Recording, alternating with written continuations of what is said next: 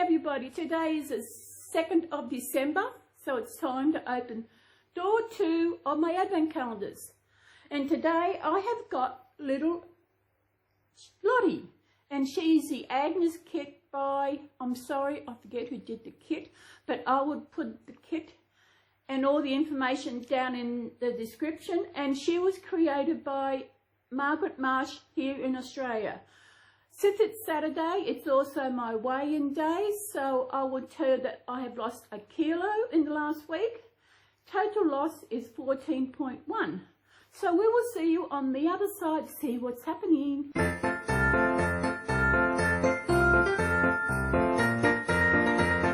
Well, here we are. Well, first off, I'll lay that down. I had to stand it up, putting that behind that. So as always, I always start with the chocolate one. Since today is the 2nd, there we are, I could find it. Knife!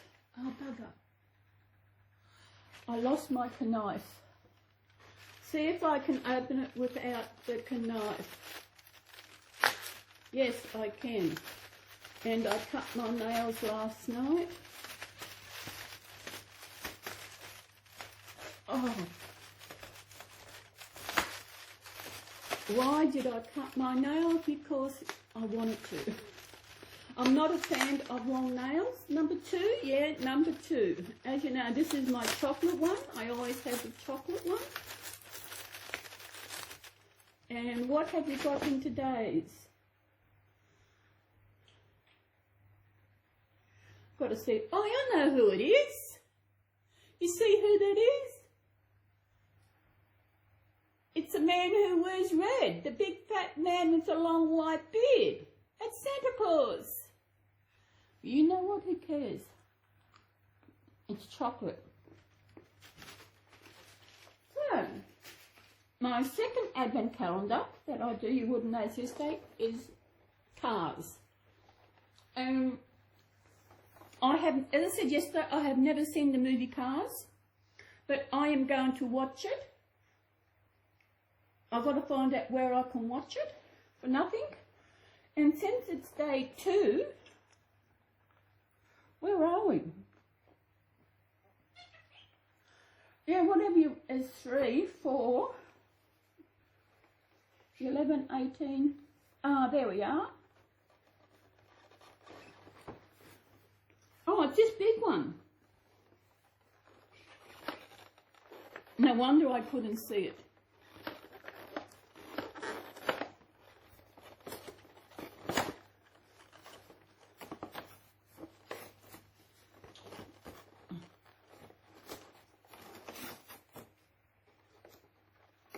I've got to be careful that I don't. Ah, so it is giving you a thing to create what's on the box. And that is the bottom. So that will be that part down there. I'll turn it around to show you. There. I think this is going to be nifty once it's all finished. Get every door open. The glass door will be open. I think there's 25, so I'll be doing a Christmas Day one with it. So that is that one for today, which is this little thing. Amazing. Oh, I found my knife. I know it's pronounced knife, but I like to jazz it up with and say knife. People join me and pronounce this knife. Okay, as yesterday we have got the other one, and since it's day 2, as you know what these are, they're little storybooks. So we will see what story we are reading today. I tell you people, it is so hot today. It's just after midday here, and it is hot. We have just started summer here in Australia, and it is hot so far this year. Oh. And the book today is The Princess and the Pea. And for this, we've got to bring out the man. the man. Come on, Garthy. You want to come out? Yeah. You want to join in this, don't you? So here we'll be sitting there, and he'll be listening to the story today. Pussycats do not play with knives. So, people, the Princess and the Pea.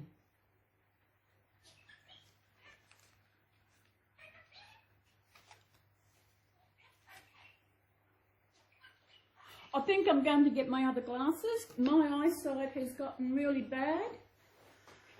I know they're only for the computer, but I really need my other glasses when I find them. I tell you, I just make sure that I only do it when I'm reading. Oh, that is so much better. The Princess and the Pea. I'm going to read a story. Do you want to sit there and be quiet and listen to me? Okay? Prince Percy loved adventures. The scarier the better.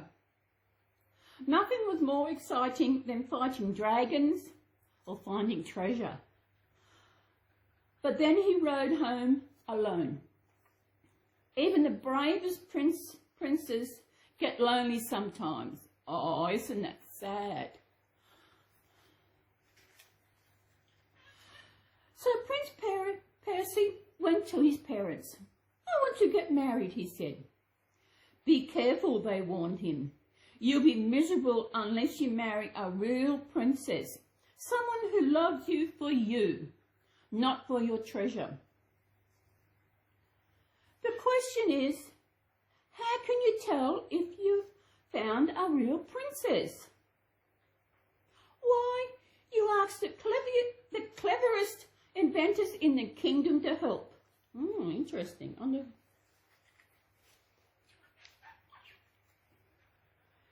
The inventors worked under swirling, curling clouds of smoke.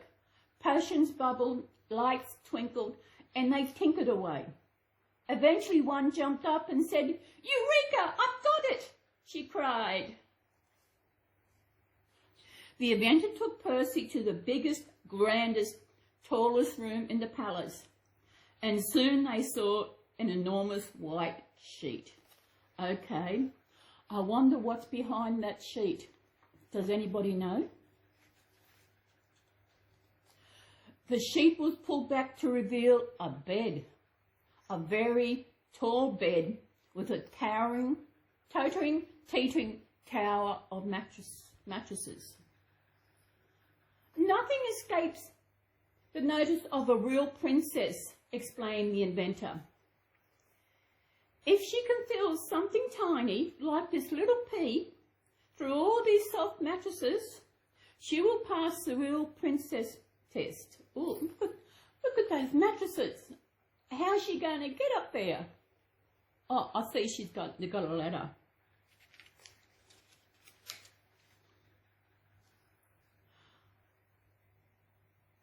From Troikaka to Timbuktu, every princess in the world was invited to take the test.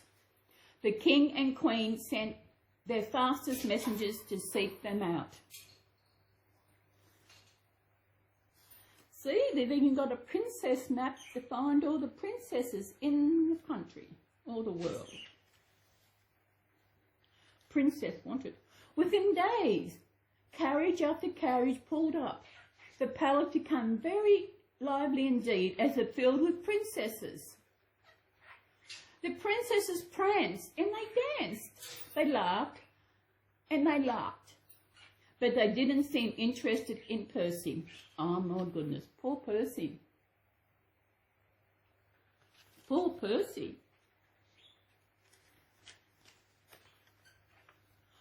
One by one the princesses took the test. And one by one, they slept right through the night. When they woke up, no one mentioned a pea. So one by one, Percy sent them away until the palace was quiet again. The following night, during a thundering storm, Percy heard a knock knock, knock on the door. See, all the princesses are trying, but none. But then he's got to knock at the door. I wonder what that could be.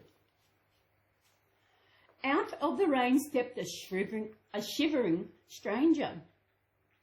"May I shelter here tonight?" she pleaded. "Of course," Percy said to the dropping wet girl.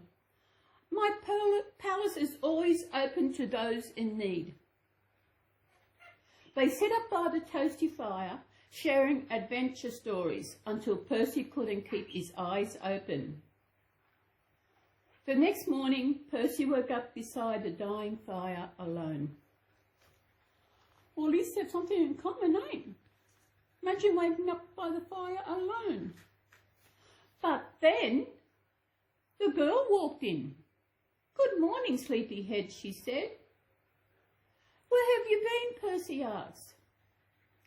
"After you fell asleep, I looked for a bed, and I found one that was tall as a house." "And how did you sleep?" whispered Percy. "Well, the bed looked so soft," she yawned, "but I just couldn't get comfortable." Percy gasped. "Are you a real princess?" "How did you know?" she gulped. "There they are." "Oh, looks like he's found someone." Percy took her to see the pea, explaining the inventor's test on the way. The girl laughed. "You've been seeking your real princess while I've been seeking my perfect prince. I promised to marry any prince who was kind enough to take in a stranger. I've walked from palace to palace. You're the only one who'd let me in." "Oh, isn't that sweet?" "Oh." They married to the sound of bells and birdsong, and so began the rest of the blissfully happy and adventurous life together. Years later, they opened a grand museum for the trinkets and treasures they had found.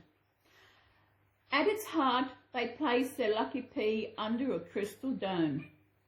It may still be there today. Oh, isn't that sweet? Imagine putting a pea in a crystal dome. The Princess and the Pea was written by Hans Christian Andersen in 1835. The son of a shoemaker and a washerwoman, he became one of the most famous writers of fairy tales in the world. And at the end, it's got fairy, princess, wanted, then crossed out wanted and put found. Isn't that nice? The Princess and the Pea. Well, that's it for today, people. I hope you've enjoyed that nice little story. And we will see. So I hope you come back tomorrow to see what comes out of our advent calendars and what story I will be reading for you tomorrow, and see which baby I will include in it. As you can see, I've got the lights turned on today. I think I might need another string of lights. And I will get that on Tuesday when I go shopping. And as I said, it is so hot today. The only time I'm going out is I really need to, because it is so hot. But then at the shopping centre, it is cool. So everybody, we will see you again. I will bring over Lottie. She is one of my customs that I got created because of the kit name was Agnes. And she is such a sweetie. Okay, Garfield, you are too, okay? Remember, you're my mascot, so you're in just about in every video, so don't get jealous. She is such a sweetie, isn't she? Hey? I know, Garfield, I know. We'll put her back in the pram. He wants to say goodbye as always. So everybody, as I said, return tomorrow and see what story I've got. What is part of the car movie with coming out will be out of the box, and also what chocolate shape will I have. So everybody, thank you for watching, and we will see you all tomorrow. Bye bye.